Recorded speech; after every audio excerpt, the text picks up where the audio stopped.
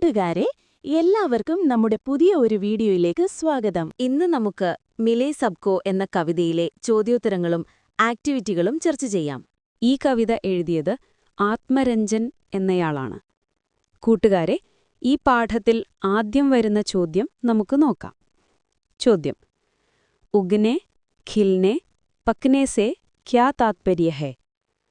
ഉഗ്നെ വളരാൻ, ഖിൽനെ വിടരാൻ, പക്നെ പാകപ്പെടാൻ എന്ന വാക്കുകളിലൂടെ എന്താണ് ഉദ്ദേശിക്കുന്നത്? ഉത്തരം: उगने, खिलने और पकने का तात्पर्य मनुष्य के जीवन के विकास के विभिन्न चरणों से है. അതായത് ഉഗ്നെ മുളയ്ക്കൽ, ഖിൽനെ വിടരിലൽ, പക്നെ പഴുക്കൽ എന്നിവ മനുഷ്യന്റെ ജീവിതത്തിലെ വികാസത്തിന്റെ വിവിധ ഘട്ടങ്ങളെയാണ് സൂചിപ്പിക്കുന്നത്. ഇനി രണ്ടാമത്തെ ചോദ്യം: മിലേ സബ്കോ പങ്ക് और उड़ने के लिए खुला एक आसमान. इसका मतलब क्या है? എല്ലാവർക്കും ചിറകുകളും പറക്കാൻ തുറന്ന ആകാശവും ലഭിക്കട്ടെ. ഇതിന്റെ അർത്ഥമെന്താണ്? ഉത്തരം: പങ്ക് കാ അർത്ഥ ഹേ യോഗ്യത, അവസർ, ആസാദി और खुला आसमान का मतलब है आगे बढ़ने के लिए असीम संभावनाएं. कवि कामना करते हैं कि सबको अपनी प्रतिभा दिखाने और सपने पूरे करने के लिए पूरी स्वतंत्रता और मौके मिले. ചിറകുകൾ എന്നതിന്റെ അർത്ഥം കഴിവ്, അവസരം, സ്വാതന്ത്ര്യം എന്നിവയാണ്.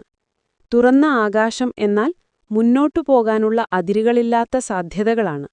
ഓരോരുത്തർക്കും അവരുടെ കഴിവുകൾ പ്രകടിപ്പിക്കാനും സ്വപ്നങ്ങൾ പൂർത്തിയാക്കാനും പൂർണ്ണ സ്വാതന്ത്ര്യവും അവസരങ്ങളും ലഭിക്കണമെന്നാണ് കവി ആഗ്രഹിക്കുന്നത്.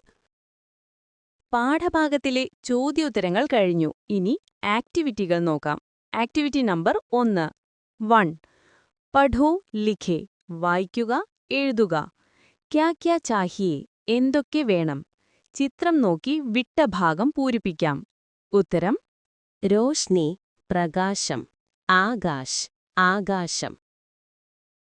Activity number 2. ഹമേ ജീനെ കെ ലിയേ ക്യാ ക്യാ ചാഹിയേ, നമുക്ക് ജീവിക്കാൻ എന്തൊക്കെ വേണം? പദസൂര്യന്റെ പൂർത്തീകരിക്കാം, ടിപ്പണി എഴുതാം. വൃത്തത്തിന്റെ നടുവിൽ മാനവ് എന്ന് നൽകിയിരിക്കുന്നു. നമുക്ക് ജീവിക്കാൻ ആവശ്യമായ അടിസ്ഥാന കാര്യങ്ങൾ ചുറ്റും എഴുതണം. ഉത്തരങ്ങൾ: ജൽ, വെള്ളം, ഹവ, വായു, ഭോജൻ, ഭക്ഷണം, ഘർ, ഭവനം അഥവാ താമസം, വസ്ത്ര, വസ്ത്രം, റോഷ്നി, വെളിച്ചം, ശിക്ഷ, വിദ്യാഭ്യാസം അഥവാ അറിവ്, പ്യാർ മിത്ര, സ്നേഹം അഥവാ കൂട്ടുകാർ, ബി, ടിപ്പണി, കുറിപ്പ് എഴുതുക. हमें जीने के लिए बहुत सी चीज़ों की ज़रूरत होती है. हवा, पानी और भोजन हमारी मूल ज़रूरतें हैं. हवा के बिना हम सांस नहीं ले सकते, पानी के बिना जी नहीं सकते और भोजन हमें शक्ति देता है. इनके अलावा हमें रहने के लिए घर, पहनने के लिए वस्त्र और जीवन में आगे बढ़ने के लिए शिक्षा और अपनों का प्यार भी चाहिए. प्रकृति की ये चीज़ें हमारे जीवन का आधार हैं. ഈ ടിപ്പണിയുടെ മലയാളത്തിലുള്ള അർത്ഥം കാണിക്കുന്നു. നിങ്ങൾക്ക് വായിച്ചു മനസ്സിലാക്കാവുന്നതാണ്. ഇനി അടുത്ത ആക്ടിവിറ്റി: ജോഡേ ഓർ വാക്യ ലിഖേ, യോജിപ്പിക്കുക, വാക്യങ്ങൾ എഴുതുക. ഒന്നിവിടെ കാണിച്ചിട്ടുണ്ട്. ഉഗ്നെ കെ ലിയേ മിട്ടി ഓർ ബൂന്ദ് ചാഹിയേ, വളരാൻ മണ്ണും തുള്ളിവെള്ളവും വേണം. ഇപ്രകാരം നമുക്കും എഴുതാം. ഉത്തരം: ഖിൽനെ K ലിയേ Hawa or Dhoop Chahiye, വിരിയാൻ കാറ്റും വെയിലും വേണം. ഉഡ്നെ കെ ലിയേ പങ്ക് ഓർ ആസ്മാൻ ചാഹിയേ, പറക്കാൻ ചിറകും ആകാശവും വേണം. ജീനെ K ലിയേ Hawa or Dhoop Chahiye, ജീവിക്കാൻ കാറ്റും വെയിലും വേണം. ഉഗ്നെ കെ ലിയേ ജമീൻ ചാഹിയേ, വളരാൻ ഭൂമി വേണം. ജീനെ കെ ലിയേ ജമീൻ ചാഹിയേ, ജീവിക്കാൻ ഭൂമി വേണം. അടുത്ത ആക്ടിവിറ്റിയിലേക്ക് കടക്കാം. കവിതയിൽ നിന്ന് സമാന ആശയം വരുന്ന വരികൾ തിരഞ്ഞെടുത്തെഴുതുക. ഇവിടെ 2 ആശയങ്ങൾ നൽകിയിട്ടുണ്ട്. ഈ ആശയങ്ങളോട് യോജിക്കുന്ന കവിതയിലെ വരികൾ കണ്ടെത്തുക.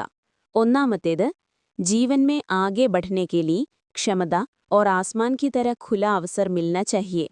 ജീവിതത്തിൽ മുന്നോട്ടു പോകാൻ കഴിവുകളും ആകാശം പോലെ തുറന്ന അവസരങ്ങളും ലഭിക്കണം.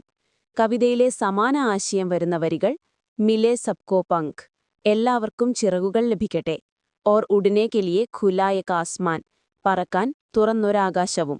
രണ്ടാമത്തേത്, ജീനെ കെ ലിയെ സബ്കോ ജമീൻ മിൽന ജ്യാദാ ജരൂരി ഹെ, ജീവിക്കാൻ എല്ലാവർക്കും ഭൂമി ലഭിക്കുന്നത് കൂടുതൽ അത്യാവശ്യമാണ്.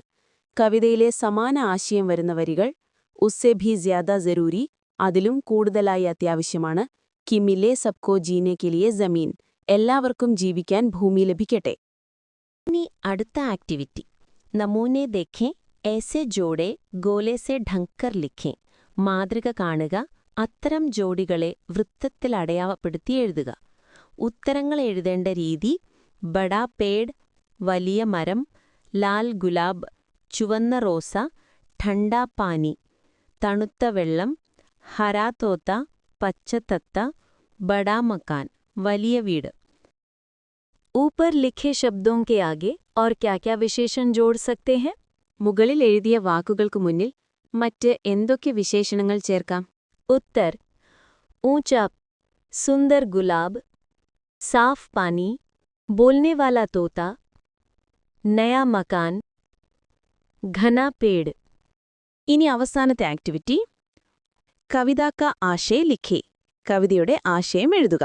ഉത്തരം: कवि आत्मरंजन मिले सबको कविता के द्वारा ये संदेश देते हैं कि इस पृथ्वी पर हर प्राणी को अपनी जिंदगी जीने के लिए जरूरी साधन मिलने चाहिए.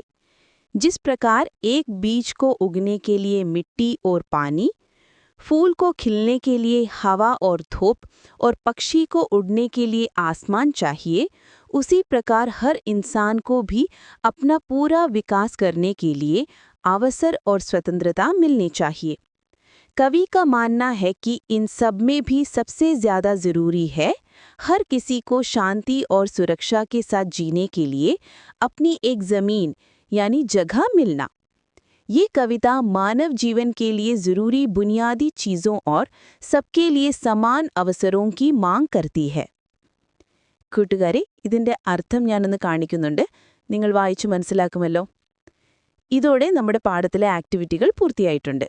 നിങ്ങൾക്ക് വീഡിയോ ഇഷ്ടമായെങ്കിൽ നമ്മുടെ ചാനൽ മറക്കാതെ സബ്സ്ക്രൈബ് ചെയ്യണേ. വീഡിയോ ലൈക്ക് ചെയ്ത് നിങ്ങളുടെ അഭിപ്രായവും കമൻറ്റായി രേഖപ്പെടുത്തണേ. നന്ദി. Thanks for watching.